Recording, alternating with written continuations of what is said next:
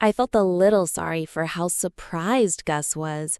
Having the memories of a life I'd already lived and died in, I'd come equipped with all sorts of knowledge. Shallow, as it might be, that an infant shouldn't have. It felt like I was deceiving him or cheating, like I was doing something unfair. If you call an inborn quality a talent, then perhaps memories of a past life could be a talent too, but this child might be a genius. Watching Gus burst out of the room, or rather phase through the wall, and head for the main hall to tell Mary and Blood, it felt awkward to say the least. "Oh my, Grandpa Gus, what is the matter?" "Mary, you won't believe it." Gus excitedly recounted what had just happened to Mary. The pale specter emphatically explained that my ability to form theories was far beyond my years, that I was insightful, and that my grasp of the essential was a sign of magical talent. My! Gus's tale was a one-sided, excited rant, but Mary listened with her usual calm demeanor. As for Blood, the skeleton, he was leaning against the wall, feigning disinterest. "Hey, old man." The voice cut through the air like a whip. In the instant I froze at Gus's unexpected words, that sharp voice struck before any other thought could form. I looked and saw it was Blood, by the wall, and his empty eye sockets, pale will-o'-the-wisps, flickered. "What the hell are you blabbering on about? He's just a kid, 2 or 3 years old. There's no such thing as unwanted baggage." I could tell he was glaring at Gus. "I never wanted to get involved in the first place. That's not the point. Now that I know he has talent, the least I can do is train him. That's not the point either." Blood took a step forward. I felt a sort of invisible aura rise from his entire body. Come to think of it, I'd never really paid attention since I have the body of a toddler, but Blood is very tall. His frame is thick too. Hey, when he gets serious like this, the pressure he gives off is no joke, even watching from the side. "Grandpa Gus, I know you're a money-grubbing miser who doesn't see people as people. I'm not going to try and change that now. I even think it's part of your charm. But still, even so, you don't call a kid unwanted baggage to his face. Even you can imagine how that would make him feel." Blood glanced at me. Then his gaze returned to Gus. I was stunned. The arrogant, cantankerous Gus was being pushed back. Usually it was Blood who got scolded by Gus and Mary for his rough, careless attitude. If you're not going to have anything to do with raising Will, then say whatever you want where we can't hear it. But if you're going to teach him, you can stop with the thoughtless remarks. "That's just how it should be, right?" Blood said. For a moment, Gus was silent. Then he slowly shook his head and sighed. "You're right. That was a thoughtless thing to say. I'll be more careful from now on. I'm sorry, Will." "Oh, no." Gus admitted he was wrong and backed down. It was the first time I'd seen such a thing since I'd met them. Though flustered, I said something to calm the situation. If I didn't forgive him, this wouldn't be resolved.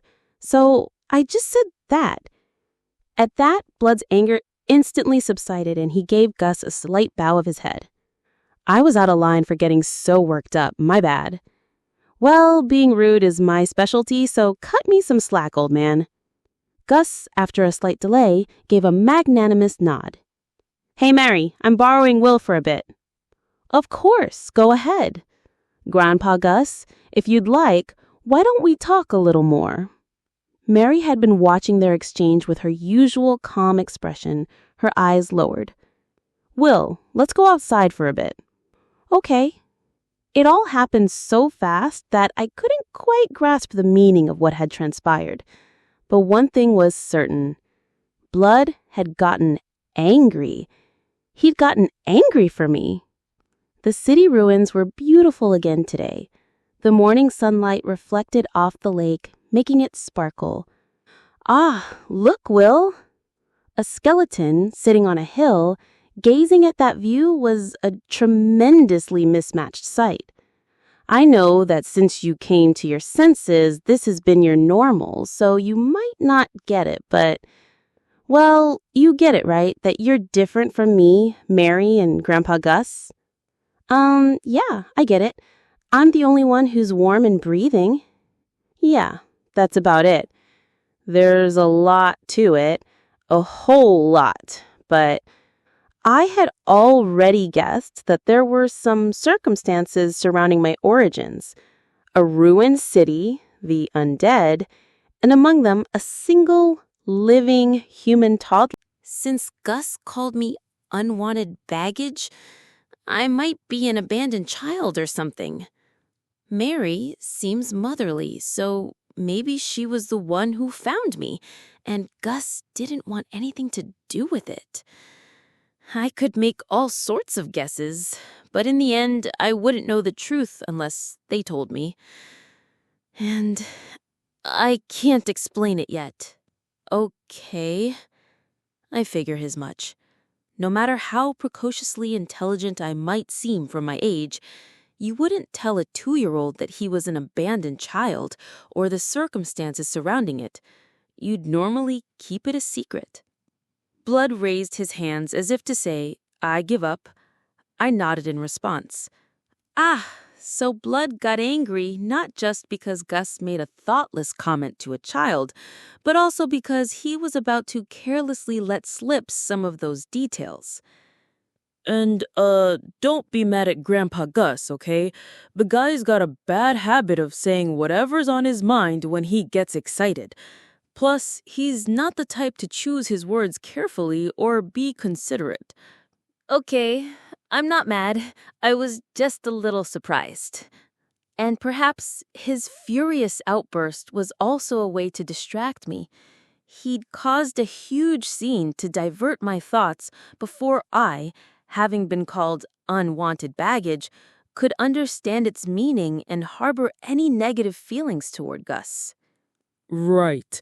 You've got a big heart, Will, and being big-hearted is a good thing.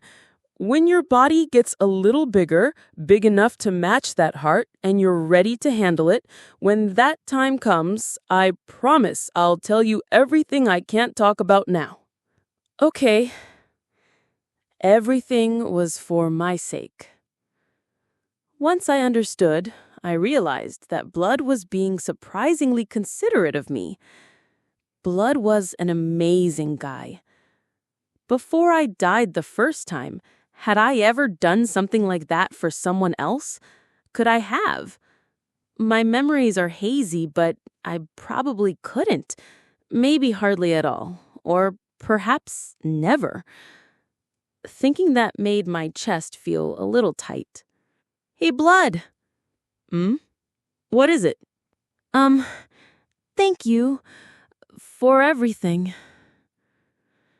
I couldn't find the right words. In the end, that was the only thanks I could offer. Don't worry about it. I can't read a skull's expression, but just then I felt as if Blood had grinned broadly. He rustled my hair playfully. All right then, you should go back and learn letters and magic from Gus. For all his faults, the old man is a seriously skilled mage, though his money-grubbing tendencies are even greater. Not that you even know what money is yet, Blood added, his jawbone clattering as he laughed. And hey, if Gus is going to teach you magic, then eventually I'll teach you some stuff too. Look forward to it. Okay, what will you teach me, Blood? What could it be? I didn't really get the impression that Blood was the academic type. Violence. Excuse me?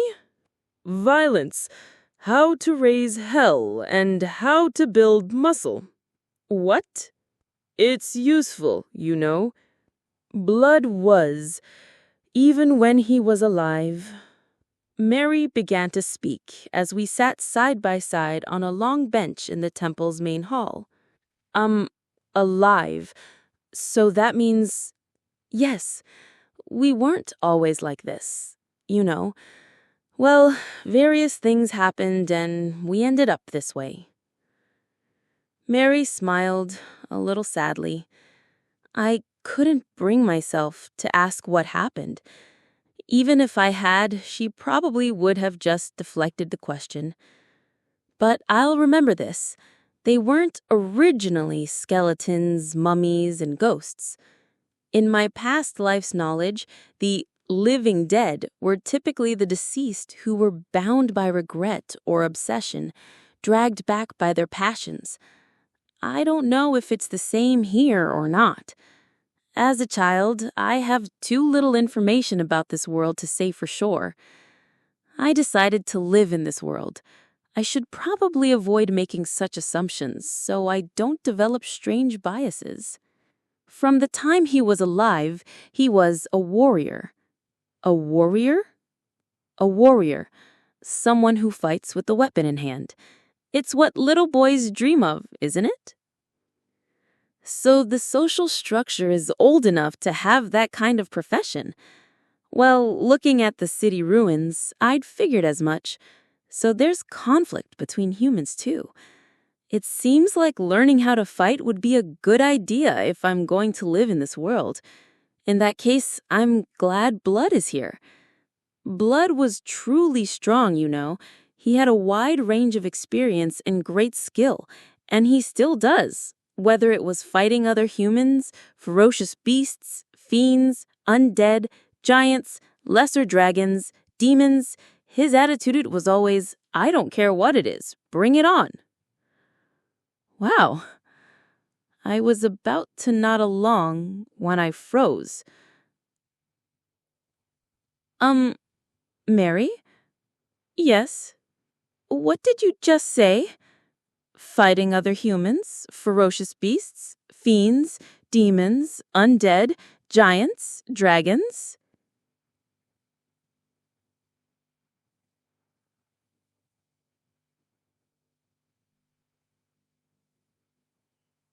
Mary laughed. Of course you wouldn't know if I haven't taught you, she said in her gentle way, and then thought for a moment. Let's see. I believe Grandpa Gus had an illustrated encyclopedia in his room. Come along, Mary said, taking my hand and leading me through the temple to Gus's small, stone-walled room. Gus happened to be out, but Mary, as if she knew the place by heart, borrowed the encyclopedia. These are the ferocious beasts, things like dire wolves, lions, giant snakes. Inside the detailed illustrations were animals I recognized, though I only recognized them from my knowledge before I died, from things like TV specials.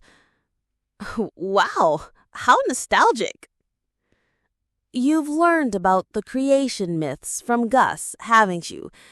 The first god created many things, but also gave birth to the seeds of evil and was himself slain by an evil god. And the evil gods, following their nature, created various minions. Mary flipped through the pages. The minions of ill-treat, the god of tyranny and oppression, the fiends. On the page she turned to was something close to an oni, I suppose. There were small, devious-looking cruel goblins and large, muscular, and equally cruel-looking ogres. The minions of Diarrhea, the god of dimensions, the demons from the abyss. Next were what could best be described as devils, or the spawn of nightmares. They were poorly made caricatures, a chaotic mix of human and various animal parts, unsettling beings like a man with a bird's head or a spider with numerous arms for legs. And the minions of Stagnate, the god of undeath, the undead. Rotting corpses, skeletons like Blood, ghosts like Gus, and mummies like Mary.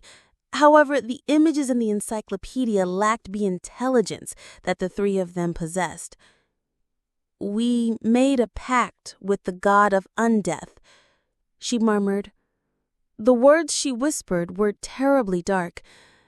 And the throes of death with powerful emotions, we made a pact with Statinate and became what we are now. We are traitors to the side of good. Those words were so sad. What happened? The question escaped my lips before I could stop it. It might have been a private thought I shouldn't have intruded upon, but I couldn't help but ask. Many things. I'm sorry telling such strange stories to a small child. Mary laughed. It was a bitter laugh. Then, as if to reset the mood, she continued. Besides these minions of the evil gods, there are of course minions of the good gods as well. Elves, dwarves, halflings, and many other races. Mary? There are also neutral races of immense power that belong to neither camp, like giants and dragons. Some among them are followers of the good gods, but others worship the evil gods. The world is vast and its races are diverse. This encyclopedia only shows the most representative ones. I knew she was deliberately changing the subject, and it seemed she had no intention of returning to it. So, this world is pretty dangerous. Yes, it is. When I was alive, it was a relatively peaceful time, but I believe things have gotten considerably worse now. And then another incredible statement just slipped out. I don't know what her basis for saying it was, but should I get stronger? It would put my mind at ease if you did. For the time being, I decided I would spare no effort in getting stronger. It seems that in this world, you can't survive unless you're tough. At the same time, I decided to remember the hints about the various circumstances they seemed to be carrying. These three had raised me when I had no power, and even now they were trying to give me the power to live. Before I was reborn in this body, I had not only failed to properly repay my parents who did the same for me, but caused them nothing but trouble and worry. This isn't to make up for that exactly, but I thought that someday, when I'm old enough, I want to properly repay their kindness.